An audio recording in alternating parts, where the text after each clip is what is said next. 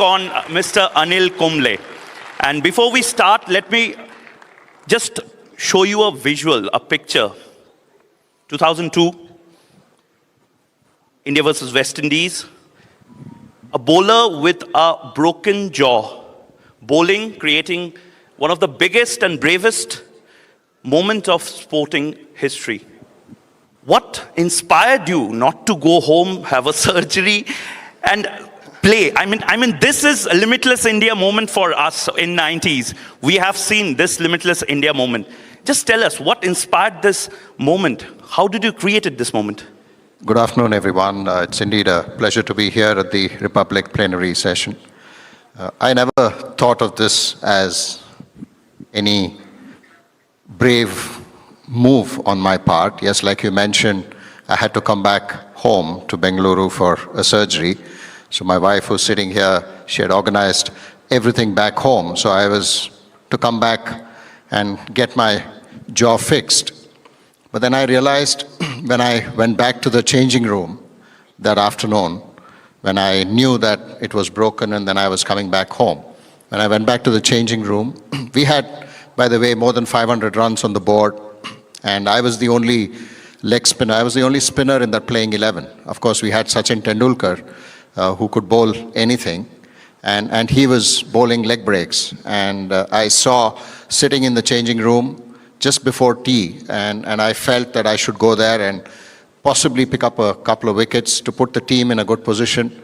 We were 1-1 leading into that test match, and there was another test match after that. So I felt that if we can win that test match, of course I wouldn't have participated the following day. It was just that one session that I could go and possibly make an impact, pick up a few wickets, put the team in a good position, and that was the only thought. I've always gone onto the field when my shoulder was fine, so the shoulder was absolutely fine. There was nothing wrong with it. And it was just the jaw that was broken, more than anyone else. Just the jaw. Yeah, it was. So I knew that, no matter what happened on the cricket field, the surgeon will be able to take care of that. So that was the only thought process. Never ever felt that when I walked into play, what if something again hits me on the jaw or I get injured? Those thought, I don't think I ever even thought about any of those. Anil, together we can. That's the mantra of a limitless India right now. How do you perceive this idea of limitless India? As Indians, we can do anything and everything in terms of sports, in terms of cinema, in terms of literature, education. How do you perceive that? I think, we've seen that, in 75 years of our independence. I think we have done wonderful things. And just to reflect on sports itself, just to reflect on my own sport, which is cricket, we have come a long way.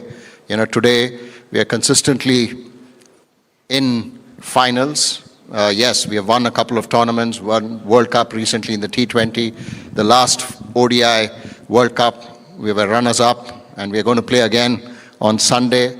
So in that sense, we've been sort of not just competing, but there. 1983 was a breakthrough moment for Indian cricket when India won the World Cup. But since then, I think we have moved really high up in the ranks as far as cricket is concerned. And in terms of infrastructure for cricket itself, if you take the sport, today you have international stadiums across India. It is not just restricted to the bigger cities, which it used to be probably about 20, 30 years ago. So now it's a lot more. There is a lot more players playing the sport with the IPL. There's a lot of players getting opportunities to play on a big stage.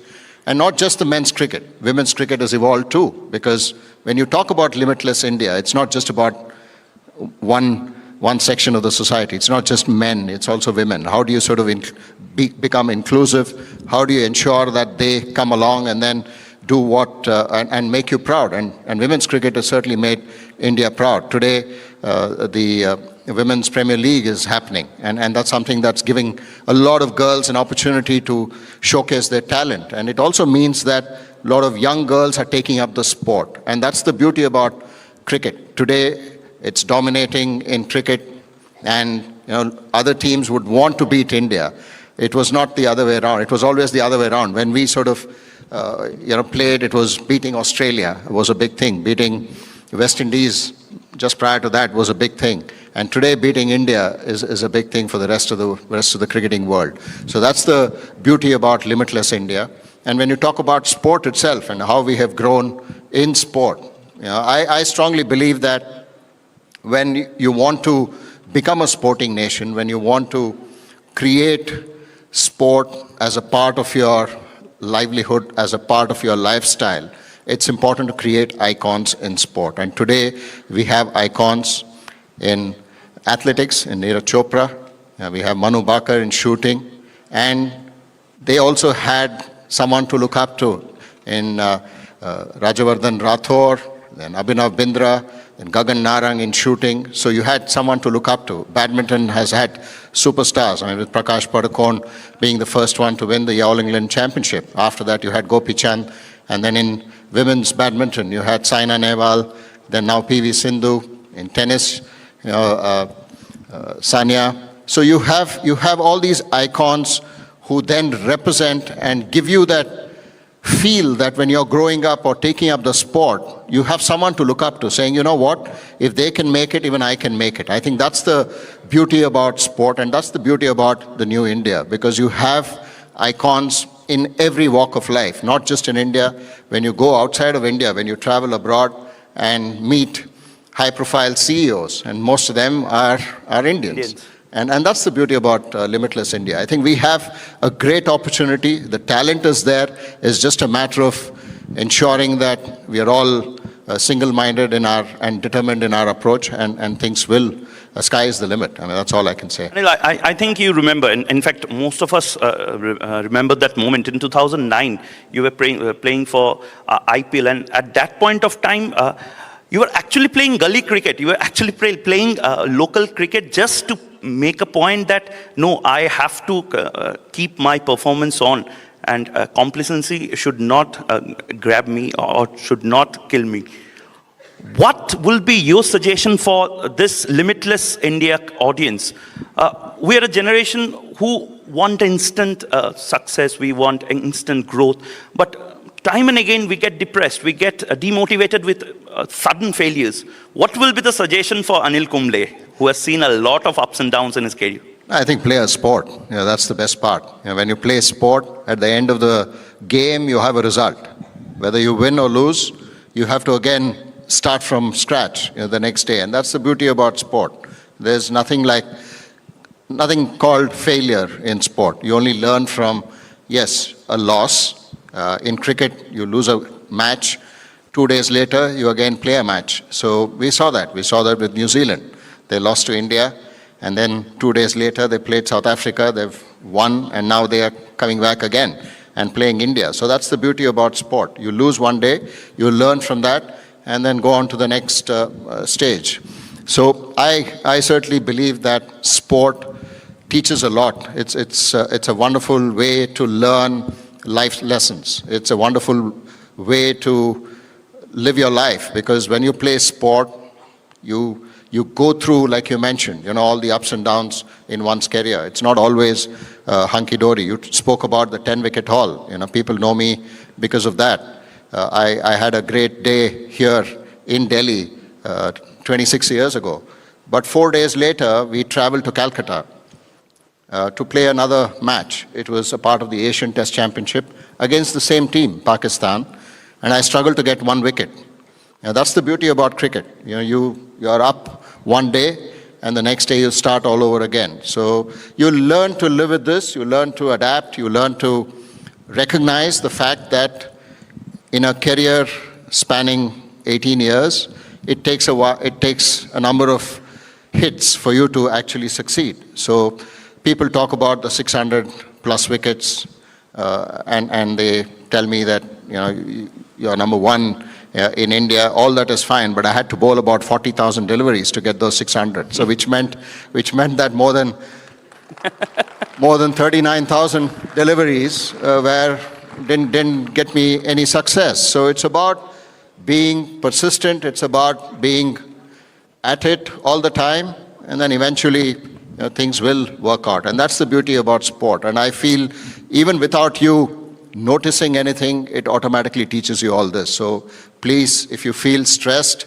If you're feeling that, what's happening here, just go and play a sport. You sweat it out, I think the stress goes away.